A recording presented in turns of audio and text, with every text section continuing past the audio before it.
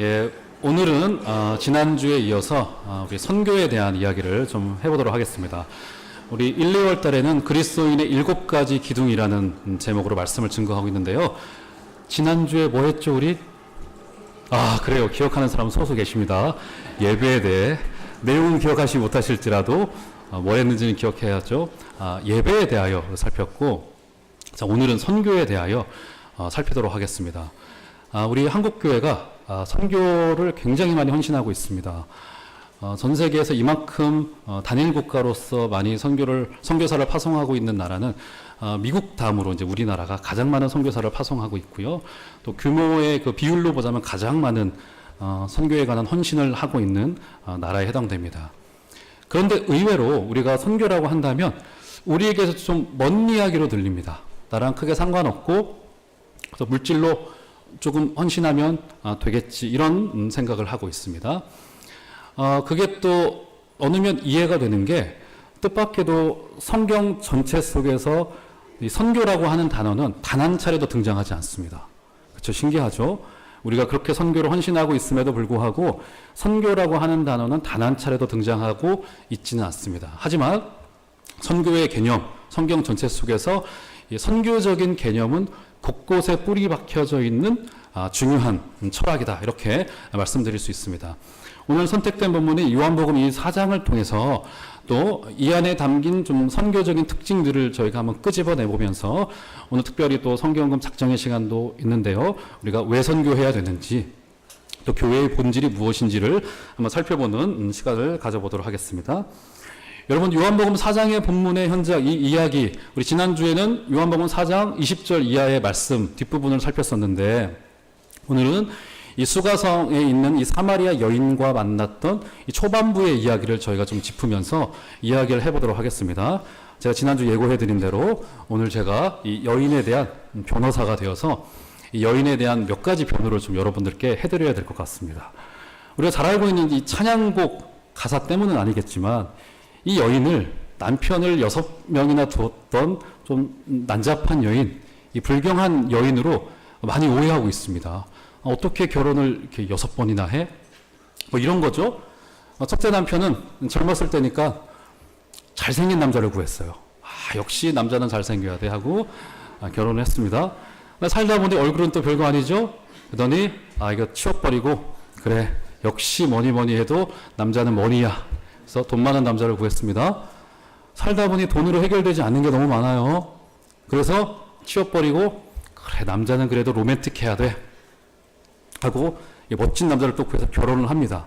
이런 식으로 해서 6명의 남자까지 왔다, 이렇게 우리가 오해를 해왔습니다. 그래서 어떻게 여자가 이럴 수 있느냐, 우물가의 여인처럼 난 구했네, 헛되고 헛된 것들을 노래하면서 이 여성을 우리가 정죄해 왔는데, 자, 중요한 게 이 팩트 체크입니다. 이 거짓 뉴스가 없어야 되는데, 자, 이 대화가 벌어진 2000년 전의 그 현장에서 우리가 이 본문을 이해해야지, 지금 우리의 관점으로 여인을 이해하면 우리가 오해하기 쉽습니다. 여러분, 2000년 전에 그 시대 이 팔레스타인 지역의 문화에서는요, 여성은 개수도 되지 않았고 족보에도 이름이 올라갈 수 없을 정도로 여성의 인권이라고 하는 것은 거의, 지금이야 인권의 수준이 많이 올라갔지만 당시는 거의 사람의 취급을 받지 못했던 상황이었습니다. 그렇기 때문에 여성이 남성을 선택할 수 있다라고 하는 것은, 이것은 상상할 수도 없는 일입니다.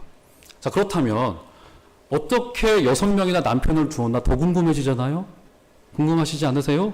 말씀을 해 드릴까요? 네. 성가대원들 아주 감사합니다. 자, 6명의 남편을 두었던 여인, 어떻게 된 것일까? 당시 율법에 의하면, 자, 한번 따라해 보겠습니다. 계대혼인법. 네, 계대혼인법. 예, 계대혼인법이라고 하는 것을 규정해 놓았습니다. 자, 이것이 무엇이냐면, 자, 남녀가 결혼을 했습니다. 근데 남편이 자식이 없던 중에 죽었어요. 그러면 어떻게 되냐면, 그 남편의 남동생하고 자연스럽게 결혼을 해야만 했습니다. 이게 율법이 정해놓은 것이었습니다. 그렇죠? 이렇게 왜 법을 정해놓았냐면, 종족과 혈통이 끊어지지 않도록 하기 위해서 율법을 그렇게 정해놓았습니다. 근데 이게 문제가 무엇이 되냐면, 한 남편이 죽으면, 자식 없이 죽으면 그 동생과 결혼하게 되어졌는데, 처음에는 선한 의도로 만들어진 법이었으나 이게 나중에는 여자의 편에서는, 여성의 편에서는 삶을 구속하고 속박하는 형태가 되어져 버리고 말았습니다. 그러니까 오늘 본문에 이 여인은 정확하게 이야기하면 율법이라는 구속의 굴레에 매여 한많은 인생을 살아냈던 슬픔의 여인이었다고 말할 수 있습니다. 생각을 해보세요. 남편과 살다가 남편이 어느 한 날 결혼한 지 얼마 안 돼서 죽고 말았습니다. 그래서 어쩔 수 없이 사랑의 감정도 없이 동생과 결혼을 해야 됐어요. 근데 그 동생도 또 죽어나가요. 또 그 동생과 또 결혼합니다. 또 죽습니다. 여러분 동네에서 어땠을까요?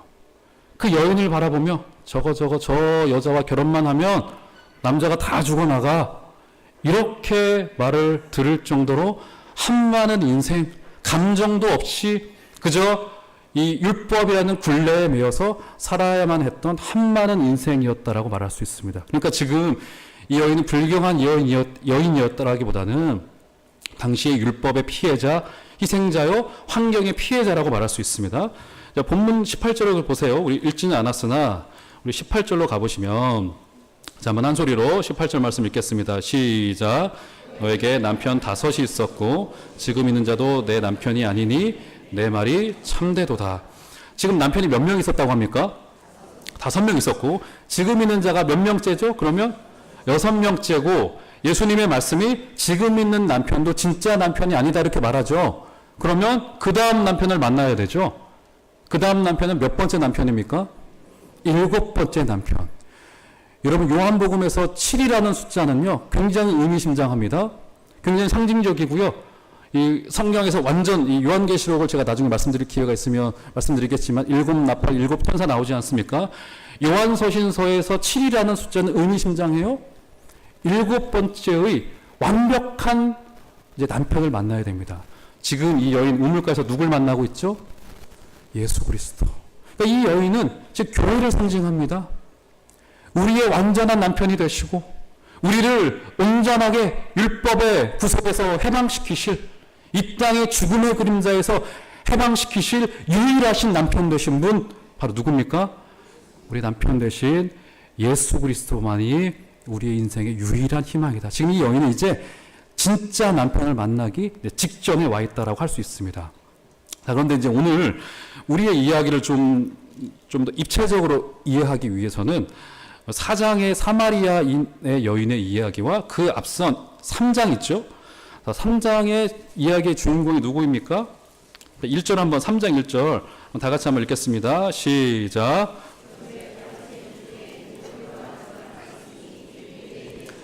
네, 3장의 이야기의 주인공은 니고데모입니다. 뭐 성경을 다 찾으면 좋겠지만 시간이 없기 때문에 제가 간략하게 설명을 해드리겠습니다.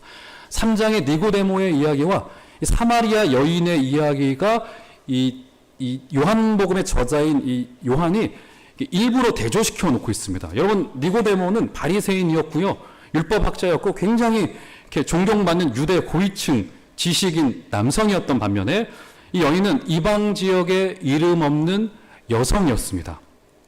니고데모는 지식인이었고요, 도덕적이었고 고상했으나 이 여인은 무식했고요, 한많은 여인이었던 것이 분명하고요. 그리고 니고데모는 예수님에 대한 선이해를 가지고 왔습니다. 예수님에 대해서 이미 알고 왔고 그가 자신의 발걸음을 옮겨서 예수님을 찾아왔습니다. 하지만 이 여인은 어땠나요? 예수님에 대하여 전혀 알고 있지 못했고 인생의 누더기를 뒤집어쓰고 한많은 인생을 살아내면서 그렇게 소문이 많이 퍼져 있던 예수님의 이야기에 대해서 듣지도 못하고 살아내야 될 정도로 한많은 인생을 살아냈던, 그래서 예수님이 찾아왔던 여인에 해당되어집니다. 결정적으로는 어떻게 되죠? 3장의 국한에서 생각해보면 니고데모는 예수님을 받아들이질 못하고 예수님에 대한 뭐랄까요, 그 이해의 폭을 넓혀가지 못합니다. 하지만 지금 사마리아인 여자는 어떻게 됩니까? 4장에서 점점 더 지각이 열리게 됩니다. 예수님을 알아가게 되고요.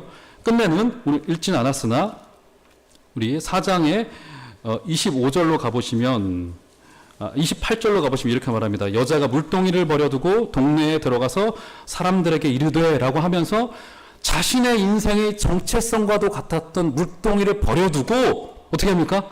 지금 동네에 들어가서 전도까지 할 정도로 이 여인은 변화를 지금 경험하였습니다.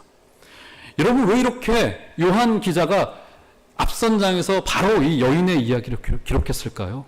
메시지가 분명하죠. 무엇입니까? 구원은, 복음은 사람 편에서의 조건과 노력과 능력과 실력 때문에 구원이 이루어지는 것이 아니라 뭐예요? 예수님이 먼저 찾아오셨기에 이게 가능하다라는 겁니다. 우리 장로님들 아마 기억하실 텐데, 우리 지난번 세례 문답을 할 때 여기 지금 예배 아마 저기 사무실에 계신 자매님인데, 자녀가 우리 영유치부에 나오다가 오다 보니까 교회가 좋단 말이에요. 등록이 되어지고 끝내는 늦지막히 세례까지 받게 되는 일이 벌어지고요. 제가 알기로는 굉장히 우리 교회에서 유명하신 분이 우리 저쪽에 우리 마산하구집 우리 교회 그 자리 있었지 않습니까? 아내 찾으러 문 뻥 찼다가 뒤에 앉아가지고 변화받아서 직분 받으신 분도 계시고요. 어떻게 좀 남자친구 좀 구해볼까 여자친구 좀 구해볼까 하고 교회 온단 말이에요. 그러다가 주저앉으신 분도 있고요. 다 나온 동기와 이유는 다릅니다. 그런데 원리는 무엇입니까? 원리는 주님이 먼저 찾아오셨기에 우리가 나온 것 같고요. 우리가 먼저 손을 내민 것 같으나, 그러나 오늘 예수께서 먼저 찾아오셔서 한 많은 여인의 마음속을 파고 들어오셨듯이 주님이 먼저 찾아오지 않으셨으면 우리의 마음은 조금 더 열리지 않습니다. 여러분, 이 주님의 은혜, 주권적인 은혜, 여러분의 인생을 맡겨드리는 복이 있으시기를 주의 이름으로 부탁을 드립니다. 자, 그러시면서 이제 본격적으로 이 여인과 예수님 사이의 대화가 이제 벌어지기 시작을 하는데요. 자, 9절로, 요한복음 4장 9절로 가보시면, 자, 8절, 7절, 8절을 보시면 이렇게 말합니다. 자, 7절을 보시면 사마리아 여자 한 사람이 물을 기르러 왔음에 예수께서 물을 좀 달라 하시니, 이때가 정오의 시간이었습니다. 로마식 시간으로 이제 6시라고 표현했는데 그것은 우리나라 시간으로 플러스 6을 하면 되거든요. 정확히 정오의 시간이었고, 당시는 정오 시간에 시에스타라고 이제 낮잠을 자는 시간, 워낙 더웠기 때문에 아무도 우물가에 있지 않았을 겁니다. 그런데 예수님도 길을 지나가시다가 아마 땀을 뻘뻘 흘리셨겠죠. 갈증이 나셔서 물을 좀 달라 하면은 여러분 어떻게 하면 될까요? 물 한 컵 뭐 어렵겠어요?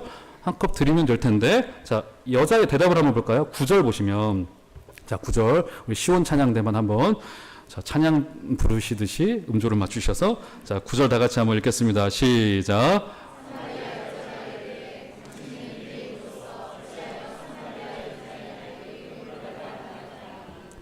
이는 유대인이 사마리아인과 상종하지 아니함이로라.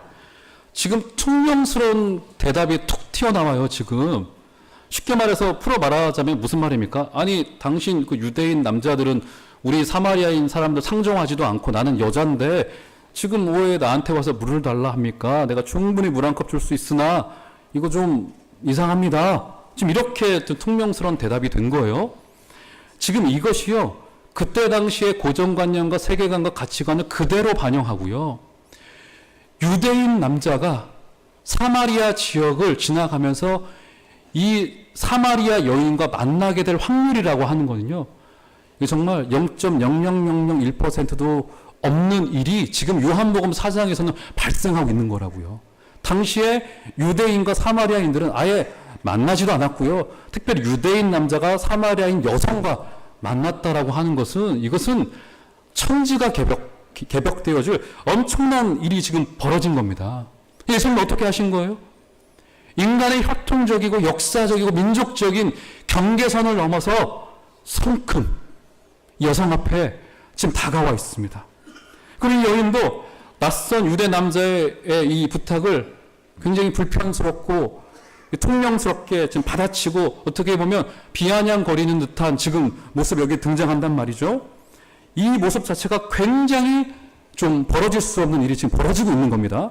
자, 그러시면서 이제 예수님의 대답을 한번 보시겠어요? 자, 10절로 가보시면, 자, 10절 다 같이 한번 읽도록 하겠습니다. 시작. 예수께서 대답하여 이르시되 내가 만일 하나님의 선물과 내가 그에게 구하였을 것이요 그가 생수를 내게 주었으리라. 여러분, 예수님의 이 대답이 굉장히 충격적이죠. 왜요? 누구나 예수님과 이 여인의 대화 장면을 본다면 저건 좀 이상한데?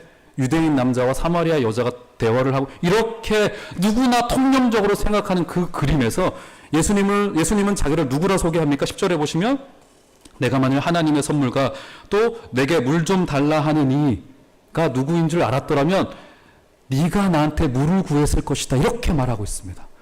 여기서 예수님께서는 자신을 유대인 남자로 규정하지 않으세요. 그렇죠?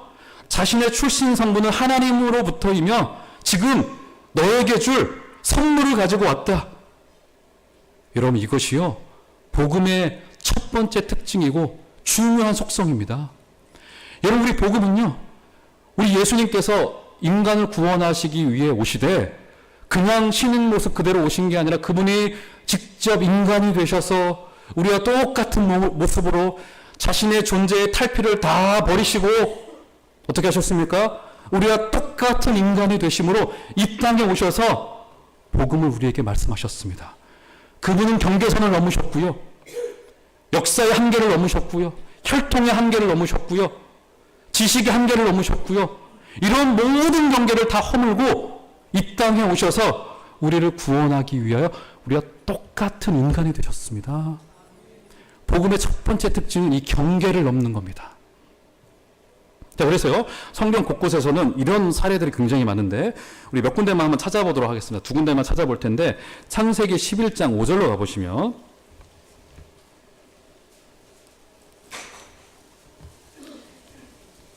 창세기 11장 5절로 가보시도록 하겠습니다. 창세기 11장 5절 다 같이 한번 한 소리로 큰 소리로 한번 읽겠습니다. 시작. 여호와께서 사람들이 건설하는 그 성읍과 탑을 보려고 어떻게 하셨다고요? 내려오셨더라. 내려오셨다라고 하는 이 표현은요, 항상 전통적으로 더 낮은 수준의 지역으로 이동한다는 뜻을, 물리적인 낮음을 이야기하는 것만이 아니라 영적인 의미에서, 정서적인 의미에서 낮은 곳이라는 의미를 가지고 있고요. 한 군데 더 찾아보겠습니다. 룻기 1장 6절, 사사기 다음에 있죠. 사무엘상 앞에 룻기 1장 6절을 보시면,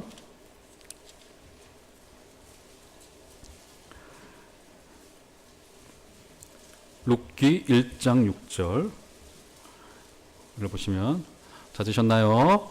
자, 1장 6절 한번 다 같이 한 소리로 읽어보겠습니다. 시작. 그 여인이 모압 지방에서 여호와께서 자기 백성을 돌보시사 그들에게 양식을 주셨다 함을 듣고 이에 두 며느리와 함께 일어나 모압 지방에서 돌아오려 하여. 눈을 한번 더 보시면 그 여인이 모압 지방에서 여호와께서 자기 백성을 어떻게 하셨다고요? 돌보셨다. 이 돌보셨다라는 표현이 뭐냐면 방문하다라고 하는 히브리 말에 해당되어집니다. 원의는 방문하다, 찾아가다라는 의미가 맞습니다. 무엇입니까? 감으로 고통당하는 이스라엘 땅에 하나님이 직접 찾아오셨습니다. 오늘 본문으로도 되돌아서 보시면 읽진 않았으나 4장 3절 4절을 보시면 제가 읽어드리겠습니다. 이렇게 말합니다. 유대를 떠나사 다시 갈릴리로 가실새 사마리아를 통과하여야 하겠는지라. 여기서 통과하여야 하겠는지라에서 쓰인 이 동사는 영어로 말하면 must입니다. 반드시 가야 되겠다. 무엇입니까? 예수님의 신적인 의지가 담긴 표현이에요. 예수님은 지금 작정하고 이 여인을 만나려고 하신 겁니다. 지금 자신의 혈통의 경계를 뛰어넘어서, 역사의 한계를 뛰어넘어서 여인을 반드시 만나겠다. 우리가 믿고 있는 복음의 첫 번째 속성은 하나님이 경계를 뛰어넘으신 거예요. 우리의 죄의 경계를 뛰어넘으셨고 하나님과 인간이라고 하는 경계를 뛰어넘으셔서 인간이 되셨고 우리를 만나러 찾아오신 사건이 되어집니다. 그래서 우리가 복음은 그래서 선교적이라고 말할 수 있습니다. 우리의 신앙도 선교적이어야 되고요. 우리가 이 자리에 앉아있을 수 있던 것은 하나님이 인간이 되셔서 우리를 찾아오셨기에 가능합니다. 여러분, 이거 믿고 감사하시고 또 선교로 순종하시는 은혜가 있으시기를 주의 이름으로 부탁을 드립니다. 자, 그렇다면 이 선교적인 복음이 어떤 내용을 품고 있는가, 우리 이어지고 있는 예수님과 이 여인과의 대화를 보면 좋겠는데요. 자, 한번 볼까요? 10절을 다시 한번 보시면 이렇게 말합니다. 제가 읽어드릴게요. 예수께서 대답하여 이르시되 내가 만일 하나님의 선물과 또 내게 물 좀 달라 하는 이가 누구인 줄 알았더라면 내가 그에게 구하였을 것이요 그가 생수를 내게 주었으리라. 우리 11절 다 같이 시작. 여자가 이르되 주여 물기를 그릇도 없고 이 우물은 깊은데 어디서 당신이 그 생수를 얻겠사옵나이까. 지금 약간 여인이 동문서답하고 있죠. 예수님께서는 영적인 물을 지금 말하고 있는데 이 생수라고 하는 말 자체가 이제 흐르는 물이라는 이제 원어적인 뜻을 가지고 있거든요. 그러니까 아마 지금 여기 서 있는 유대인 남자가 방금 뜬 물을 좀 달라 하는구나 이렇게 지금 말하고 있는 것 같아요. 여러분 요한복음에서 이 물이라는 이 이미지는요 굉장히 중요합니다. 첫 번째 나타난 사건의 현장이 어디죠? 요한복음에서 요한복음 2장에 보면 가나 혼인잔치에서 어떤 기적이 있었습니까? 물로 포도주를 만드는 현장이 있었죠. 그리고 요한복음 3장에서 니고데모와의 대화 속에 예수님께서 어떻게 말씀하시죠? 너가 물과 성령으로 거듭나지 않으면 하나님의 나라를 볼 수 없다라고 말하죠. 그래서 물은 기쁨, 생명을 뜻합니다. 지금 어떤 의미에서 이 사마리아 여인은 우리 인류를 대표하는 모습과도 같아요. 갈증으로 허덕이고 있고 물리적인 물을 마시려고 허덕이면서 매일 물을 기르러 오지만 갈증을 해소하지 못하여 매일 물을 길어도 매일 물을 마셔도 허덕이고 있는 여인의 모습에서 우리 인류의 모습이 그대로 보입니다. 제가 지난주였나요? 몇 주 전이었죠.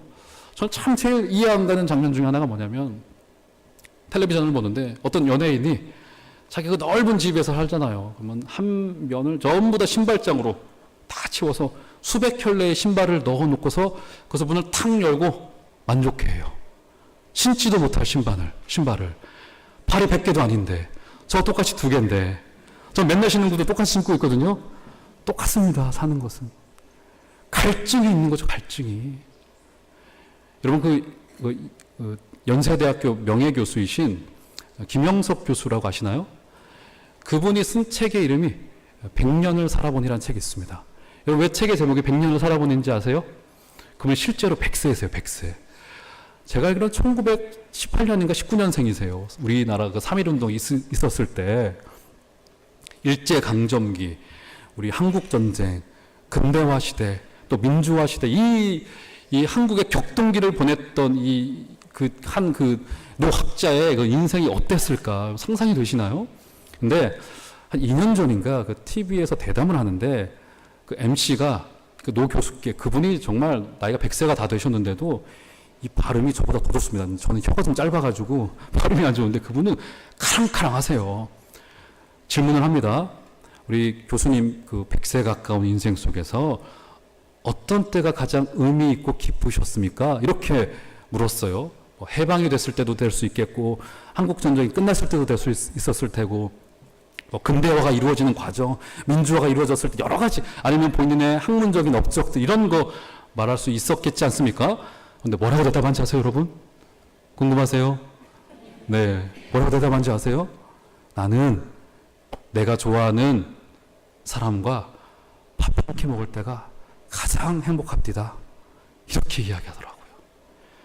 우리가 이 짧은 생애 속에 많은 것을 쫓아가더라도요, 좋은 사람과 밥 한 끼 먹는 것 이상의 감동이나 만족이 있을 수 없다고요? 그런데 이 여인과 더불어서 모든 인류는 무엇인가 소비하고 무엇인가 소유하고 얻어 올라가고 어깨를 받고 올라가서 더 나은 듯한 삶을 살아간다고 자부하고 자위하지만 거기에 사실 갈증밖에는 있지 않은 오직 주님만이 주는 생수만이 우리의 갈증을 해결할 수 있다라고 하는 사실을 여러분 믿으시길 바랍니다.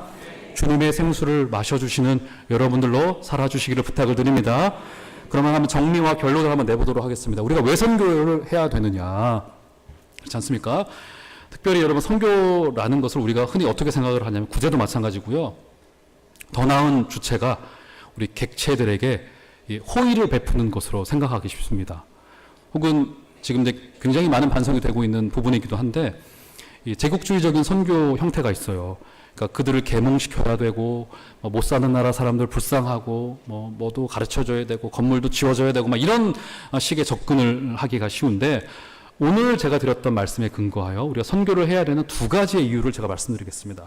첫 번째, 예수님께서 인간의 경계를 넘어 가지고 오셨던 것이 복음이었기에 우리가 그것을 믿고 있기에 교회가 그 복음 위에 세워졌기에 우리가 그런 특징을 가지고 있는 복음을 소유한 자로서 선교를 하는 것은 인지상정이다라는 겁니다.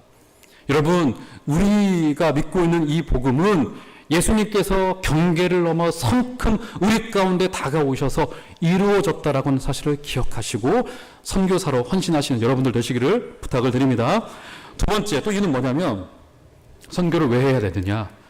선교를 함으로써 우리가 그들에게 호의를 베푸는 게 아니라 우리도 받는 게 있죠. 뭘 받습니까? 우리의 시작이 어떠했는지를 다시 한번 확인하는 거예요. 우리도 목말라 죽을 인생이었고 주님이 찾아오지 않으셨다면 이 여인처럼 헛되고 헛된 인생을 율법의 속박에 이 굴레에 갇혀 그저 다람쥐 쳇바퀴 돌며 살 수밖에 없었던 인생이었고 그저 남의 어깨 위에 올라가는 것이 잘된 인생이라고 생각했을 우리의 인생에 주님이 찾아오셨던 그 복음을 우리가 전함으로써 우리의 원래 위치를 다시 한번 기억하는 겁니다. 그렇지. 우리도 거기 있었지. 우리에게 복인 겁니다. 선교는. 우리에게 복인. 그래서 선교를 해야 된다는 겁니다. 예수님의 선교의 약속 마지막으로 한번 볼까요? 본문 한번 요한복음 4장 13절 14절로 가보시면 요한복음 4장 13절 14절 한번 두 절의 말씀 한번 읽어보도록 하겠습니다. 시작. 예수께서 대답하여 이르시되 이 물을 마시는 자마다 영원히 목마르지 아니하리니 내가 주는 물은 그 속에서 영생하도록 솟아나는 샘물이 되리라. 할렐루야. 14절에만 뭐라고 이야기합니까? 내가 주는 물을 마시는 자는 영원히 목마르지 아니하리라.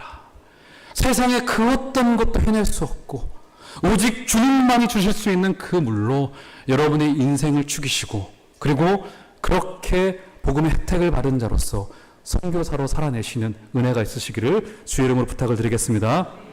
제가 마지막으로 몇 해 전에 있었던 한 가지 일을 말씀드리고 오늘 설교를 마치도록 하겠습니다. 한 10년 전이었죠. 제가 영국에 거주할 때 그 웨일즈의 그 하노버 교회를 방문한 일이 있었습니다. 여러분 혹시 그 토마스 선교사라고 아시나요?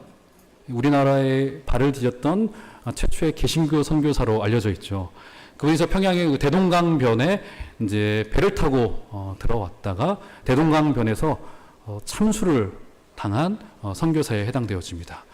그분이 했던 일이라고는 대동강변에 와서 잠시 복음을 전하고 신구약 성경을 자신의 목을 치는 간수에게 전달해 주었던 일밖에 없습니다. 그래서 그를 발통했던 그 런던 선교회의 기록을 살펴보면 토마스 선교사의 선교 사역은 실패라는 기록이 지금도 남겨져 있습니다. 왜냐하면 선교로 계획됐던 것을 하지 못했기 때문에. 근데 나중에 이제 여러분 한국교회에서 제가 한번 말씀드릴 일이 있을지 모르겠지만 그 토마스 선교사가 전했던 성경이 전해져서 사람들을 변화시키고 평양신학교의 이 기초가 됐던 이 사례는 굉장히 유명한 사례입니다. 어쨌든 그랬던 이 토마스 선교사인데 그를 파송했던 교회가 바로 웨일즈의 하노버 교회입니다. 교회를 갔더니요, 이 돌로 이렇게 지어 올린 아주 이쁘고 아담한 교회였습니다. 교회 건물은 우리 교회 반도 안 돼요. 한 3분의 1 될까요? 작은 교회였습니다. 당시 교인이 얼마였었는지는 모르겠지만 아마 100명 됐을까 싶어요. 그 한 130, 40년 전에 이 머나먼 이국 땅으로 선교사를 파송하는 일이 쉽지 않았을 텐데 그렇게 파송을 했습니다. 그래서 가서 이제 동료 목사님들 한 3-4분과 방문을 했는데 평일이었어요. 참담하게 그지없더라고요. 거기 성도들을 만났습니다. 남아있는 교인이 한 6명, 7명, 한 10명이 되지 않았습니다. 하시는 말씀이 뭐냐면 주일마다 예배를 드리는데 본당에서 예배를 못 드린대요. 난방비하고 이 전기세가 아까워서 감당을 할 수가 없는 거죠. 그래서 옆에 있는 조그만 방에서 6명, 7명이 모여서 예배를 드리고 있고요. 그나마도 목사가 없어요. 설교해 줄 사람이 없어서 순회 목사가 한 달에 한 번 온다고 합니다. 설교를 해주고 있고요. 나머지 주에는 돌아가면서 성경을 읽고 서로 설교를 하는 이런 상황이었습니다. 참담하더라고요. 100여 년 전에 선교사를 파송해서 우리나라에게 혜택을 주었던 그 교회가 이제 피선교 국가가 되어서 목사가 없어서 교회가 문을 닫기 직전인 정도의 상황이었습니다. 교회를 방문하고 있던 중에 우연찮게 그 옆에서 목수일을 하고 있는 한 젊은 웨일즈 사람을 만났어요. 그분이 대화를 해보니 미국의 한 병원에 있는 외과 의사였습니다. 웨일즈 사람인데 공부를 영국 땅에서 하고 미국으로 이제 의사로 간 거죠. 근데 그분이 하노버 교회의 이야기와 토마스 선교사의 이야기와 한국 교회 스토리를 저보다도 더 많이 알고 있더라고요. 그러면서 당시 뭐 한 30대 중반이나 됐을까요? 제가 그분의 얼굴은 뭐 전혀 기억이 안 나는데 그분이 하셨던 말씀이 기억나는데 자기가 한국 교회사와 이 웨일즈 교회사를 알고는 지금 헌신하고 있는 게 뭐냐면 웨일즈 교회 재건 운동과 북한 교회 재건 운동에 사비를 들여서 엄청나게 지금 투자를 하고 있고 그 교회 교육관을 짓는 일도 본인이 뚝딱뚝딱 거리고 있는데 본인의 사비를 다 털어서 지금 하고 있다. 우연찮게 만난 거예요. 그러면서 제게 하는 말씀이 제가 그분의 얼굴도 기억이 나지 않고 전혀 기억이 나진 않지만 그분이 했던 말은 기억이 납니다. 이렇게 이야기하더라고요, 저한테. 복음은 반드시 웨일즈의 갈증을 해소할 겁니다. 왜요? 주가 주시는 물은 영생하도록 솟아나는 샘물이 될 것이기 때문에. 사랑하는 성도 여러분, 우리가 영생하도록 솟아나는 샘물로 우리의 목을 축인 우리가 다시 선교사로 헌신하고 선교사로 살아내는 겁니다. 우리가 선교사를 파송하는 게 아니라 우리가 모두 선교사이고요. 선교 혜택을 받은 자로서 교회 선교적인 사명은 멈출 수 없습니다. 이렇게 우리 영생하도록 솟아나는 이 샘물을 온 열방 가운데 퍼쳐드리시는 귀한 사명에 여러분 다 헌신하시는 은혜가 있으시기를 주의 이름으로 부탁드리겠습니다.